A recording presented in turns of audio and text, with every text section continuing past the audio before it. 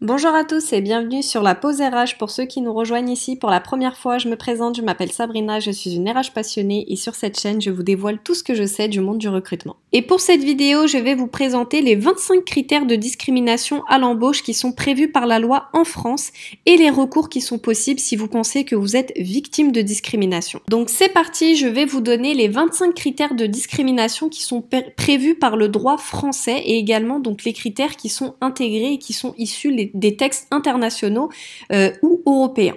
Donc pour les critères qui sont issus des textes internationaux et européens, il y a l'âge, le sexe, l'origine, l'appartenance ou non vraie ou supposée à une ethnie, une nation ou une prétendue race, la grossesse, l'état de santé, un handicap, qu'il soit réel ou supposé, la caractéristique génétique, l'orientation sexuelle, l'identité de genre, l'opinion politique, l'activité syndicale, l'opinion philosophique, la croyance ou l'appartenance ou non à une religion déterminée, qu'elle soit réelle ou supposée. Et maintenant, il y a également donc des critères relevant seulement de la législation française qui sont la situation de famille, l'apparence physique, le nom ou le prénom, les mœurs, le lieu de résidence, la perte d'autonomie. Donc là, c'est particulièrement, ça a été récemment approuvé par le droit. Donc ça peut être les personnes qui vieillissent par exemple et qui commencent à perdre leur autonomie en fonction de leur âge. La particulière vulnérabilité résultant d'une situation économique. Donc c'est par exemple discriminer des personnes qui sont dans des situations précaires. La capacité à s'exprimer dans une autre langue que le français. Et également récemment, on a intégré la domiciliation bancaire. Il faut également savoir 3 choses sur l'ensemble de ces critères que je viens de vous donner. Donc la première chose, c'est qu'il n'y a pas de hiérarchie dans ces critères. Donc il n'y a pas un critère de discrimination qui est plus grave qu'un autre. Ils sont tous équivalents au regard de la loi. La deuxième chose, c'est que la discrimination existe que le critère soit réel ou supposé. Donc si par exemple vous avez été victime de discrimination pour un critère qui ne s'applique pas à votre situation, donc par exemple on a supposé que vous étiez homosexuel alors que vous ne l'êtes pas, vous êtes quand même victime de discrimination, même si ce n'est pas quelque chose qui se vérifie dans la réalité des faits. Et la troisième chose à savoir, c'est qu'on peut également avoir un cumul de critères de discrimination. Donc on peut par exemple être victime de double discrimination avec le genre et l'ethnie par exemple. Donc maintenant que vous avez plus d'informations sur les critères de discrimination à l'embauche et que vous pensez être victime justement de discrimination, sachez que vous pouvez réagir et qu'il existe 2 recours légaux et vous pouvez être accompagné et conseillé dans votre démarche. Donc le premier recours, il va être au civil. Et donc la chose à savoir sur le recours civil, c'est que vous avez un délai de 5 ans pour agir qui est prévu dans l'article 8 du Code de procédure pénale. Et le recours civil, lui, il va être déposé devant le Conseil des prud'hommes.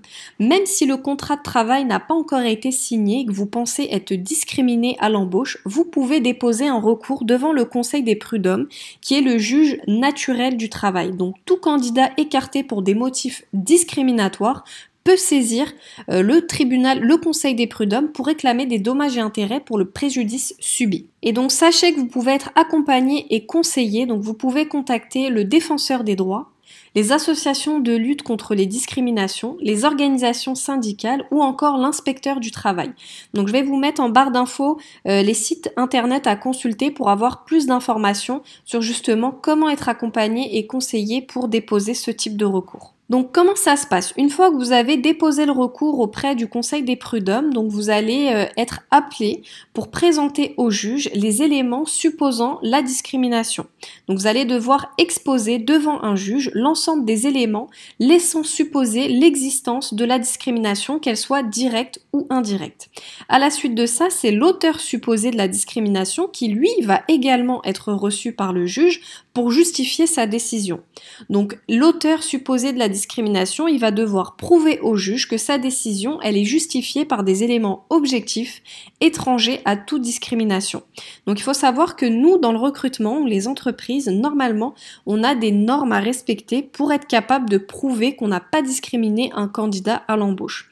Donc si l'entreprise a été honnête, que le recruteur a été honnêtes, ça devrait être facile pour eux de devoir prouver qu'ils ne vous ont pas discriminé, puisque normalement dans des processus de recrutement, on doit d'abord rédiger une fiche de poste détaillée qui donne l'ensemble des éléments exigés par la fonction, et ensuite on va étudier chaque profil de manière égalitaire pour prouver que chaque candidat a eu une égalité des chances à l'embauche et pouvoir justifier que justement tel candidat a été écarté pour telle raison en fonction de la fiche de poste et des exigences qui sont demandées par l'emploi. Donc si ce n'est pas le cas, ça va être compliqué pour l'entreprise et le recruteur de prouver qu'il n'y a pas eu de discrimination. Donc c'est pour ça que vous, si vous êtes un recruteur et que vous passez par la vidéo et que vous êtes en charge du recrutement, bien faire attention de toujours justifier l'ensemble des refus pour chaque candidat pour que justement vous ne soyez pas dans une situation délicate où on vous accuse de discrimination à l'embauche.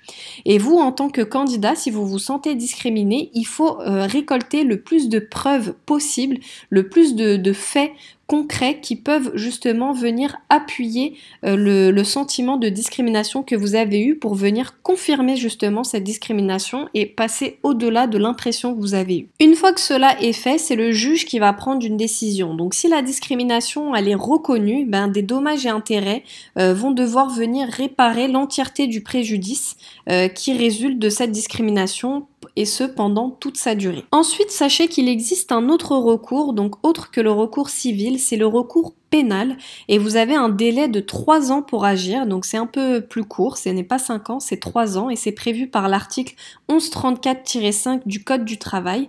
Donc en cas de discrimination à l'embauche, le recours pénal est possible et vous pouvez déposer plainte donc auprès du procureur de la République, du commissariat de police, de la gendarmerie ou du doyen des juges d'instruction du tribunal de grande instance.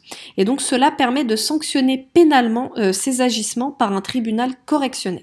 Donc je disais en début de vidéo l'ensemble des organismes qui peuvent vous accompagner dans cette démarche, mais sachez que vous pouvez également contacter directement le défenseur des droits. Donc en fait, le défenseur des droits, c'est une autorité indépendante qui est chargée de lutter contre les discriminations directes ou indirectes qui sont prohibées par la loi. Donc vous pouvez le saisir en fait, saisir le défenseur des droits ou vous informer auprès de lui, c'est totalement gratuit. Je vous mets pareil en barre d'infos, donc le site internet du gouvernement qui est prévu pour vous donner toute l'information sur ce sujet. Donc en fait, le défenseur des droits, il a repris les missions qui auparavant étaient dédiées à la HALD, donc la Haute Autorité de lutte contre les discriminations et pour l'égalité. Il y a plus de 418 délégués qui sont à votre disposition pour vous accueillir et vous accompagner dans la défense de vos droits à ce niveau-là. Et il y a également un service d'accueil téléphonique qui répond à toutes les demandes d'informations et de conseils sur les discriminations et les conditions pour saisir le défenseur des droits. Donc sachez, voilà, je vous mets toutes les informations là en barre d'infos et vous pouvez trouver un délégué appartenant au défenseur des droits près de chez vous. Il y a également l'information directement sur le site internet. Donc vraiment gardez en tête que la discrimination à l'embauche est un délit pénal, passible de 45 000 € d'amende et de 5 ans d'emprisonnement. Donc c'est vraiment quelque chose de grave qu'il ne faut pas laisser passer si vous pensez être victime de discrimination. Surtout, n'hésitez pas à déposer un recours pour défendre vos droits. Et voilà, c'est terminé pour cette mini capsule vidéo qui vous a donné de l'information sur les critères de discrimination retenus par la loi en France et les 2 recours possibles. Si la vidéo vous a plu, n'hésitez pas à la liker, commenter et surtout la partager pour qu'elle soit utile au plus grand nombre. Et surtout, abonnez-vous à la chaîne pour ne rien manquer sur la pause RH.